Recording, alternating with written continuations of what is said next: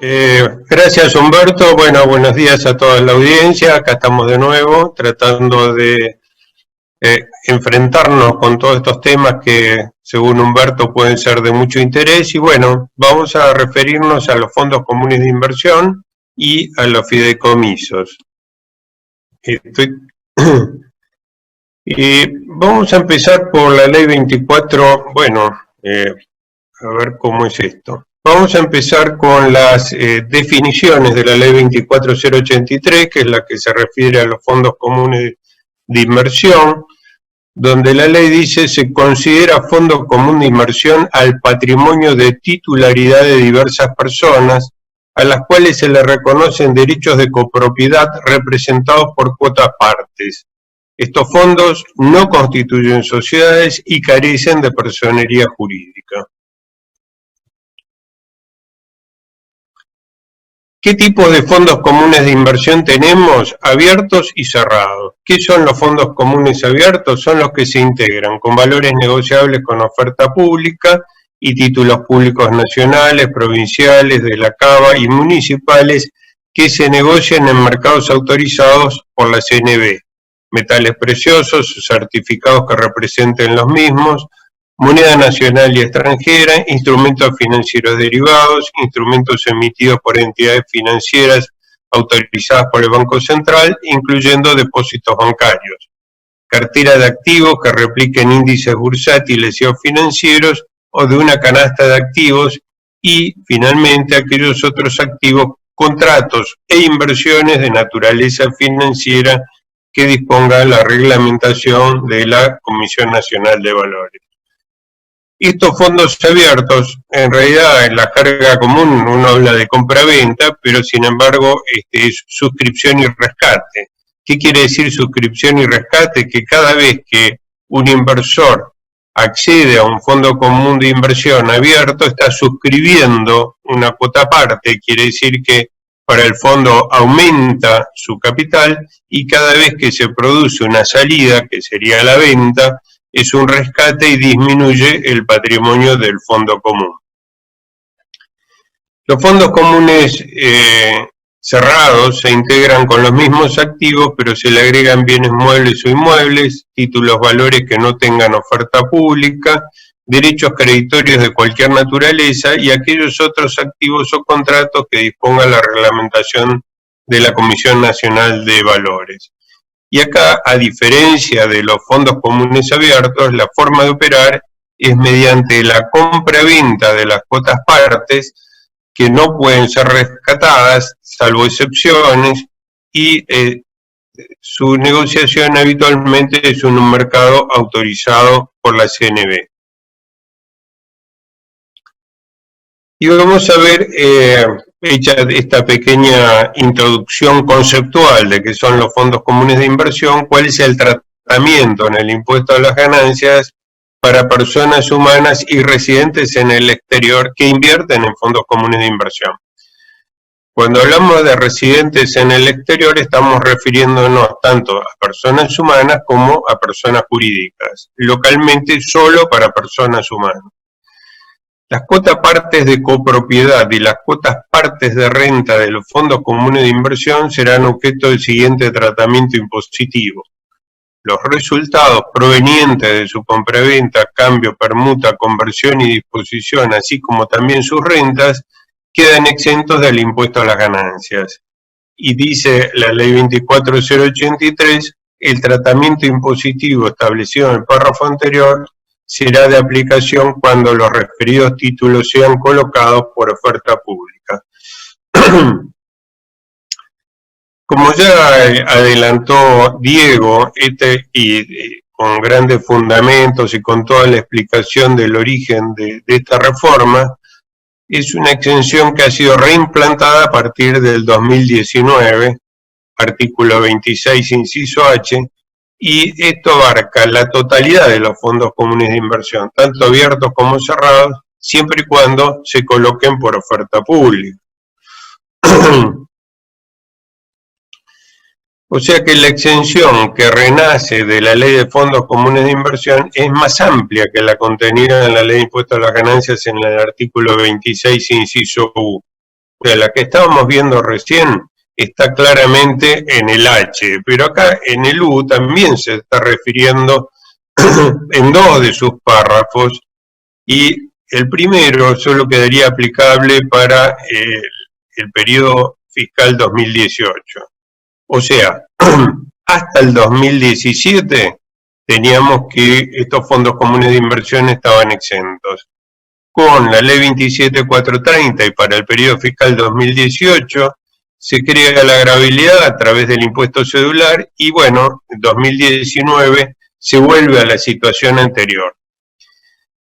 Y vemos también que en el mencionado artículo 26, inciso U, en el último párrafo dice, también quedan exentos por los resultados provenientes de su compraventa, cambio, permuta o disposición en la medida que cotizan en bolsas o mercados autorizados por la CNB, y esto es con vigencia a partir del 2020. Realmente esto es una desprolijidad legislativa importante, ¿no? Porque tenemos una ley que dice 2019, otro que repite con vigencia al 2020 y digamos que no tiene validez práctica. Resumiendo, a partir del 2019, los resultados por suscripción y rescate, compra-venta y renta de los fondos comunes de inversión, tanto abiertos como cerrados, están exentos del impuesto a las ganancias en la medida que sean colocados por oferta pública o que coticen en bolsas o mercados autorizados. El resultado por la venta de cuotas parte de fondos comunes de inversión cerrados que no fueron colocados por oferta pública o que no cotizan en bolsas o mercados están grabados al 15%. Y para los fondos comunes abiertos, 5% si están emitidos en pesos y 15% si están emitidos en moneda extranjera con cláusula de ajuste. En la realidad, esta gravabilidad casi no existe. La mayoría de los fondos comunes de inversión tienen oferta pública o actúan en bolsas o mercados autorizados, con lo cual es muy poco probable que se dé la situación de gravabilidad. ¿Qué pasa en el impuesto sobre los bienes personales?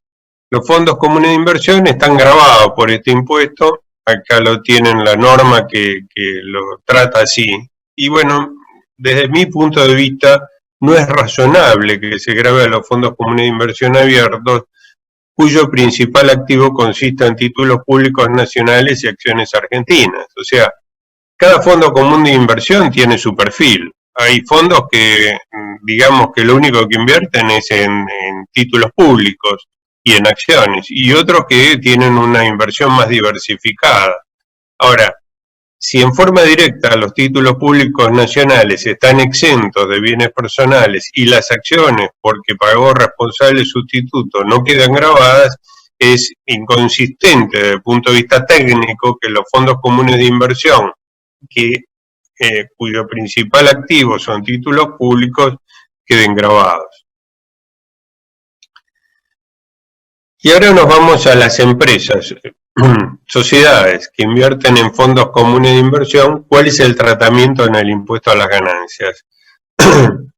Para las empresas, acá dice que realicen ajuste por inflación, digamos que para todas las empresas les corresponda o no el ajuste por inflación en el periodo, la exención no procede, o sea, siempre están grabados para el sujeto empresa. ¿Qué pasa en el ajuste por inflación en los periodos que hay ajuste por inflación? Vemos que los fondos comunes de inversión no son activos computables, o sea, no están protegidos en el ajuste estático, y las compras o suscripciones forman parte del ajuste dinámico en la medida que estén al cierre del ejercicio, porque si se compraron y vendieron durante el ejercicio, eso no está afectando y ni tampoco necesita una protección especial. Quiere decir que desde el punto de vista de ajuste por inflación no existen los fondos comunes de inversión. Y en el impuesto a las ganancias, en oportunidad de su enajenación, el costo se actualiza por el índice de precios consumidor. Y esta actualización procede en dos supuestos. En los periodos en los cuales no corresponde aplicar el ajuste por inflación impositivo, se actualiza solo las inversiones efectuadas en los ejercicios que se inician a partir del 1/1 del 2018. Y para los periodos con ajuste por inflación se actualizan todas las inversiones desde su origen.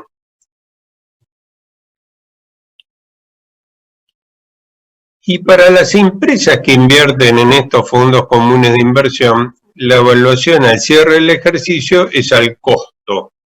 Esto, visto desde el punto de vista de la inversión, es una cierta ventaja. ¿Por qué? Porque se hace la inversión, si bien no juega en el ajuste por inflación, no se generan resultados grabados por cuanto se evalúan al costo. Y recién la utilidad se exterioriza, o sea, se devenga, está sujeta a impuesto en oportunidad de la venta. Y en la oportunidad de la venta se actualiza el costo por el índice de precios consumidor, con lo cual, digamos, es una forma de tener un activo ciertamente protegido que permite diferir el resultado hasta la oportunidad de su enajenación. Ahora entramos al tratamiento de los fondos comunes de inversión visto desde los fondos. Los fondos comunes de inversión cerrados son sujetos de impuesto a las ganancias. Los fondos comunes abiertos no son sujetos de impuesto a las ganancias y en bienes personales responsables sustitutos ambos no están grabados.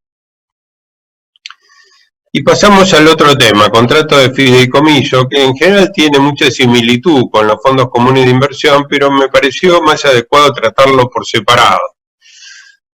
Estos han salido, toda la parte de legislación ha salido de la ley especial y se ha incorporado al Código Civil y Comercial en los artículos 1666 a 1707. Empecemos con la definición. Hay contrato de fideicomiso cuando una parte llamada fiduciante transmite o se compromete a transmitir la propiedad de bienes a otra persona denominada fiduciario, quien se obliga a ejercerla en beneficio de otra llamado beneficiario, que se designa en el contrato y a transmitirla al cumplimiento en un plazo o condición al fideicomisario. Visto en un dibujito, tenemos al fiduciante, digamos, que es el que aporta los bienes, al fiduciario es la persona de confianza, el ente, que puede ser persona jurídica o persona humana, que constituye un patrimonio separado, y el beneficiario de esa fiducia, que es quien recibe los bienes. Fideicomisario, este título siempre confunde, yo prefería llamarlo beneficiario. Fideicomisario es la persona a quien se transmite la propiedad al concluir el fideicomiso. Puede ser el fiduciante, el beneficiario o una persona distinta de ellos. No puede ser el fideicomisario, no puede ser fideicomisario el fiduciario, claro. Es la persona de confianza que no se puede quedar con todos los bienes que le dieron. Y como decía antes, se usa más la denominación de en lugar de fideicomisario, la denominación de beneficiario. Y el fiduciario puede ser cualquier persona humana o jurídica. Solo podrán actuar como fiduciarios en fideicomisos financieros que cuenten con autorización de oferta pública de sus títulos valores, las entidades financieras o aquellas sociedades que se encuentren inscriptas en el registro de fiduciarios financieros del organismo de Contralor de Mercado de Valores. Hay varias especies de contrato de fideicomiso. Insistimos, el fideicomiso no es una sociedad, es un contrato. Y el fideicomiso en garantía. Si el fideicomiso se constituye con fines de garantía, el fiduciario puede aplicar las sumas de dinero que ingresen al patrimonio, incluso por cobro judicial o extrajudicial de los créditos o derechos fideicometidos. Bueno, toda esta definición que da el código, pero en definitiva, el fideicomiso en garantía es una figura bastante usada, que puede ser para titularizar determinados valores o también puede ser para entregar bienes en garantía de un crédito. Bastante se ha usado en temas bancarios, ¿Por qué? Porque el fideicomiso en garantía brinda más seguridad al que otorga el préstamo, porque queda a disposición del bien, o sea, no tiene que ejecutar una hipoteca, tiene la titularidad del bien que está, si bien con un patrimonio separado, pero con las instrucciones de qué tiene que hacer en el supuesto de que no se estén cumpliendo con las obligaciones que dieron lugar a esta garantía. Dice también el código que es un patrimonio separado. Los bienes fideicomitidos constituyen un patrimonio separado del patrimonio del fiduciario, del fiduciante, del beneficiario y del fideicomisario. Esto es una cierta protección que se le brinda a este contrato de fideicomiso y queda ajeno a la acción que puedan hacer los acreedores contra los otros, supongamos contra el fiduciario. O sea, al ser un patrimonio separado, los problemas que tenga personales el fiduciario no son atacables con el patrimonio fideicomitido. El fideicomiso financiero es el contrato de fideicomiso sujeto a las reglas precedentes, en el cual el fiduciario es una entidad financiera o una sociedad especialmente autorizada por el organismo de contralor. Fideicomiso testamentario es el fideicomiso que también puede constituirse por testamento, es una figura poco usada, pero existe y es para evaluar su utilidad. Y el fideicomiso inmobiliario. Esta sí es una figura muy utilizada, tanto para construcción de edificios como para desarrollos inmobiliarios, clubes de campo, barrios privados, etc. Si bien es una figura muy utilizada, tenía una imagen de que por ser un patrimonio independiente, entonces estaba protegido en su totalidad. Y es cierto que es un patrimonio independiente y está protegido de los ataques que pudieran sufrir por problemas tanto del fiduciante como del fiduciario. Pero no exime a que el fideicomiso inmobiliario, este contrato con los bienes que se le aportaron, no pueda cumplir estrictamente su finalidad. Supongamos un desarrollo inmobiliario. Es un patrimonio independiente del cual se le aportaron una cantidad de bienes, dinero y qué sé yo, pero puede ser un emprendimiento que tenga un fracaso económico. Y en ese caso el fideicomiso inmobiliario entrará en quiebra, con lo cual, si bien es un patrimonio independiente, está sujeto al éxito de su gestión. Y vamos ahora al tema fiscal. Exención. Se establece la exención existente hasta el 2017, a partir del 2019, por incorporación a la ley 26H, y dice, los títulos valores representativos de deuda y los certificados de participación emitidos por fiduciarios respecto de fideicomisos que se constituyan para la titulización de activos serán objeto del siguiente tratamiento impositivo. Los resultados provenientes de su compra-venta, cambio, permuta, conversión y disposición, como así también sus intereses, actualizaciones y ajustes de capital, quedan exentos del impuesto a las ganancias. El tratamiento impositivo establecido en este artículo será de aplicación cuando los referidos títulos sean colocados por oferta pública. Y volvemos, igual que con los fondos comunes de inversión, a la mala redacción que ha quedado dentro de las exenciones del artículo 26, porque el 26U dice, también quedan exentos en la medida que cotizan en bolsas o mercados de valores autorizados por la CNB. Y esta exención rige a partir del 2020, mientras que la que leíamos recién es a partir del 2019, con lo cual, digamos, podemos prescindir. Pero todo esto, que hago estas aclaraciones del 26H, del 26U y de la ley de fideicomisos, ¿por qué estamos haciendo tanto hincapié? Porque si uno dice, bueno, leo la ley, la verdad que no es fácil entenderla, hay que hacer todas estas deducciones para llegar a estas conclusiones, y por eso me pareció práctico encararlo a fondo. Después queda la gravabilidad para los no exentos, el resultado de la compra-venta en pesos es 5% y en moneda extranjera y con cláusula de ajuste 15%.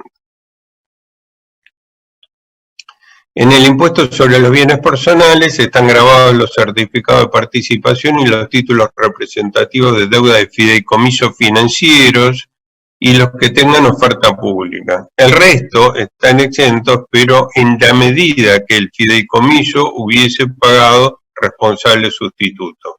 O sea, que el fiduciario se hubiera ocupado de el fideicomiso, pague el impuesto como responsable sustituto. En las empresas inversoras en fideicomisos con oferta pública, para las empresas que realizan ajuste por inflación no están exentos los fideicomisos, y también tenemos el mismo tratamiento que en los fondos comunes de inversión, que los fideicomisos no son activos computables, en el estático, en el dinámico tampoco, las suscripciones y compras en la medida que estén al cierre del ejercicio.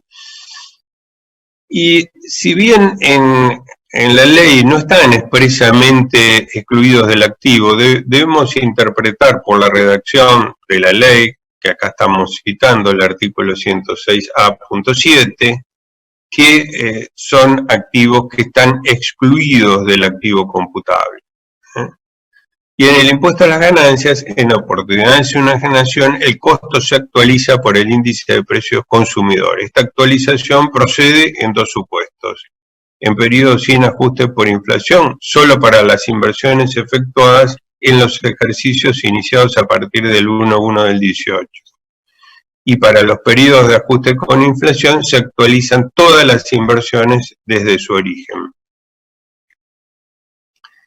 Y ahora vamos a el tratamiento en el impuesto a las ganancias del fideicomiso.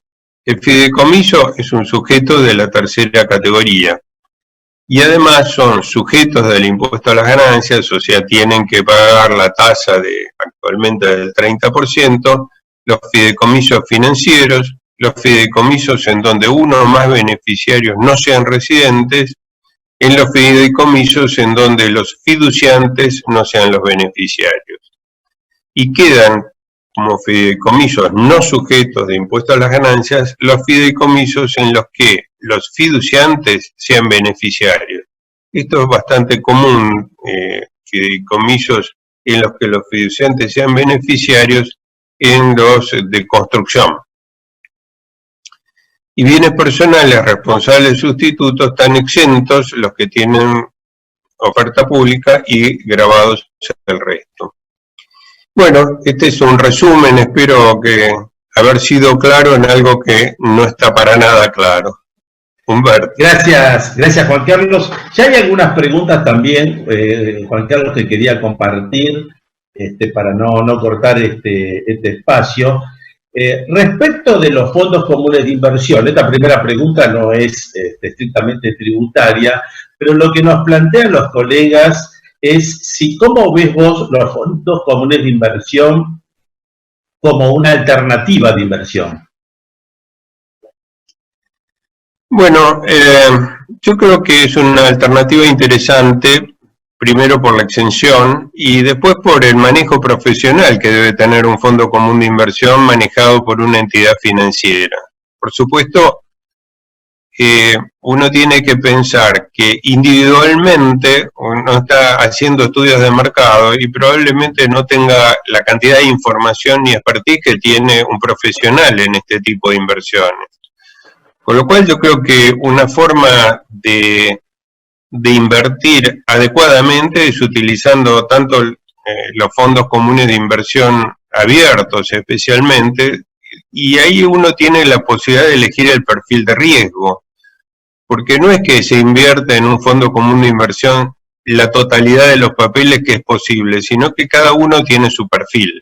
Por ejemplo, puede haber un fondo común de inversión donde su mayor parte esté en plazos fijos. Quiere decir que estarán buscando en el mercado las mejores tasas, con lo cual es probable que por el volumen que maneja el fondo común de inversión tenga acceso a una mejor rentabilidad que si lo hago en forma directa. Podemos tener otro fondo de inversión que titulice acciones argentinas o que tenga títulos públicos. Quiere decir que podemos elegir entre los diferentes fondos comunes de inversión cuál es el perfil de riesgo que queremos asumir, y eso da la posibilidad de una mayor renta desde el punto de vista manejo profesional. Por supuesto que el manejo profesional tiene sus costos, o sea, el que administra el fondo común de inversión va a cargar su porcentaje de, o fee de éxito o fee de manejo de la cuenta, con lo cual, bueno, no siempre es la mejor estrategia, pero diría que el manejo profesional inclina a que el fondo común de inversión es una buena opción. Respecto de los fideicomisos, Juan Carlos, hoy una de las formas más generalizadas que estamos viendo en la aplicación práctica está referido a los fideicomisos inmobiliarios. ¿Por qué interpretás que esto pasa así? Bueno, yo creo que los fideicomisos inmobiliarios son prácticos. En primer lugar, porque es bastante simple, es un contrato. Supongamos que entre varias personas queremos construir un edificio.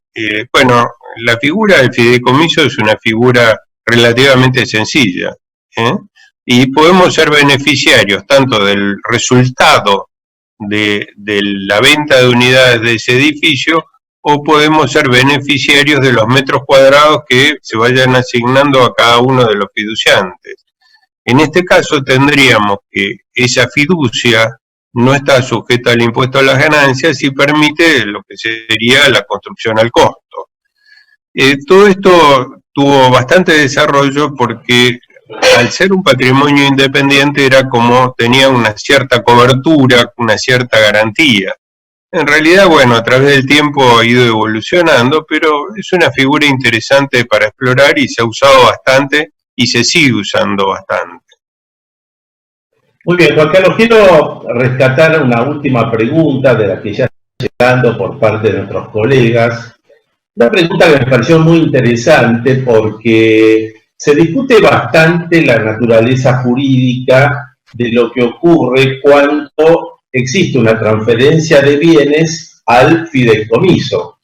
Y de esta naturaleza jurídica viene el efecto tributario, que justamente ¿qué pasa con el impuesto de sello cuando estamos ante una transferencia de bienes al fideicomiso? Me pareció interesante este planteamiento. ¿Cuál sería tu opinión? Esa pregunta viene del enemigo, porque es muy difícil de responder. Pero digamos que, en primer lugar, el impuesto de sellos es un impuesto provincial, o sea, depende de lo que esté tratando en cada jurisdicción. Y realmente no es un tema fácil.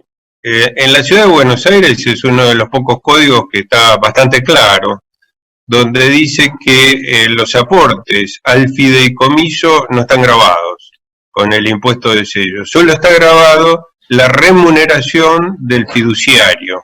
O sea, si en el fideicomiso se establece una remuneración fija, variable o como sea, para el fiduciario, en ese caso sí se paga impuesto de sello por esa parte, pero no por los bienes que se transmiten al fideicomiso. Esto fue muy importante para la constitución de garantías a favor de los bancos, porque puedo estar aportando un inmueble en garantía de un crédito bancario sin pagar el impuesto de sello, con lo cual, como operatoria, es mucho más barato que la hipoteca. En la provincia de Buenos Aires no está expresamente puesto en el código, pero hay interpretaciones hechas por informes que ha hecho ARBA, donde dice que en el contrato, en fiducia, no hay una transferencia a título oneroso y por lo tanto no está grabado. Yo creo que este debiera ser el concepto general, pero evidentemente hay que analizar cada uno de los 20 y pico de códigos para sacar la conclusión si estamos en buena posición o no. En general, el razonamiento es que la transferencia en fiducia es a título gratuito, no hay a título oneroso. Yo creo que es distinto cuando alguien le vende a precio de plaza al fideicomiso y en ese caso esa transferencia de dominio sí puede estar grabada con impuesto de sello.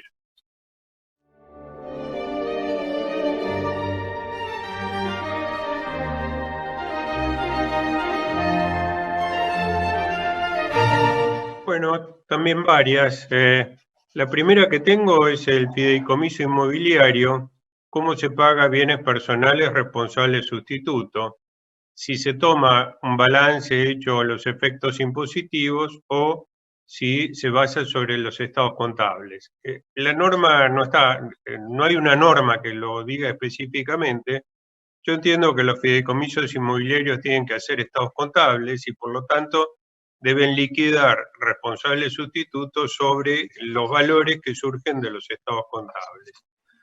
Otro tema también muy interesante que se planteó y que yo realmente por reducción de todos los temas a tratar no lo hice a fondo, es qué pasa con las cuotas parte de los fondos comunes de inversión cuando esos fondos comunes de inversión se venden durante el ejercicio. ¿Por qué?